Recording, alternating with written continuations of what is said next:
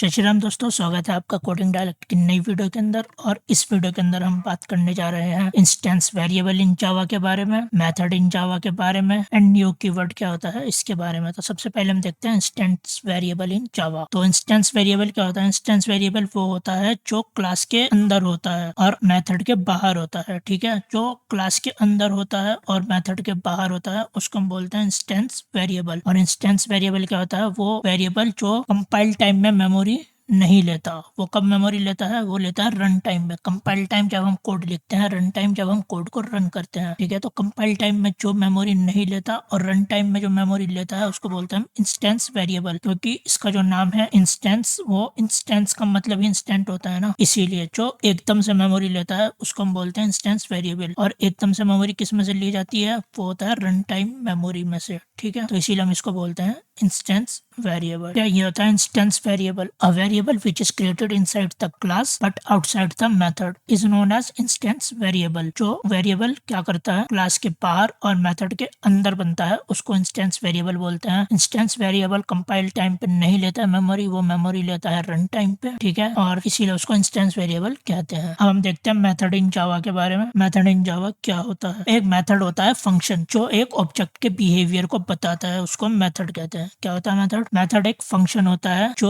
एक ऑब्जेक्ट के बिहेवियर को बताता है, उसको हम फंक्शन कहते हैं। The method is like a function which is used to expose the behaviour of an object. एक मेथड क्या होता है? एक फंक्शन होता है जो एक ऑब्जेक्ट के बिहेवियर को बताता है। एडवांटेजेस है मेथड के, वो क्या है? एक तो वो कोड रीयूजेबिलिटी है और दूसरा कोड ऑप्टिमाइजेशन। जो मेथड के एडवांटेजेस हैं वो ये हैं कि एक तो वो कोड को दोबारा दोबारा हम यूज कर सकते हैं, एक है कि वो कोड को ऑप्टिमाइज कर सकता है। ठीक है, अब हम बात करते हैं न्यू कीवर्ड के बारे में। जो न्यू कीवर्ड है वो किस लिए यूज होता है? वो एक मेमोरी को एलोकेट करने के लिए यूज होता है रन टाइम में। जो मेमोरी केवल रन टाइम में एलोकेट कर सके, इसलिए हम किसका यूज करते हैं? न्यू कीवर्ड का। क्योंकि जो ही ऑब्जेक्ट है वो कहाँ पे मेमोरी लेते हैं? वो लेते हैं हीप मेमोरी एरिया के अंदर। ठीक है, इसीलिए हम उसको क्या करते हैं? न्यू कीवर्ड का यूज करके हम उसको मेमोरी को कहाँ दिलवाते हैं? रन टाइम के अंदर। क्योंकि all object get memory in heap memory area. ठीक है, क्योंकि हीप मेमोरी होती है जावा के अंदर, तो उसके अंदर वो एरिया को एलोकेट करते हैं। ये होता है न्यू कीवर्ड। आज हमने बात करी थी इंस्टेंस वेरिएबल के बारे में, मेथड इन जावा के बारे में और न्यू कीवर्ड के बारे में। ठीक है, तो इंस्टेंस वेरिएबल क्या है? एक वेरिएबल जो क्या करता है? क्लास के अंदर बनता है और मेथड के बाहर बनता है, उसको हम क्या बोलते हैं? Instance variable. ठीक है, इंस्टेंस वेरिएबल क्या करता है? वो कंपाइल टाइम पे मेमोरी नहीं लेता। वो कब मेमोरी लेता है? वो लेता है रन टाइम के अंदर। ठीक है, इसीलिए हम उसको इंस्टेंस वेरिएबल कहते हैं, जो इंस्टेंट वेरी कर सके। और मेथड क्या होता है? जो मेथड होता है वो एक फंक्शन की तरह होता है। क्या करता है वो क्या करता है? वो ऑब्जेक्ट के बिहेवियर को बताता है। ठीक है,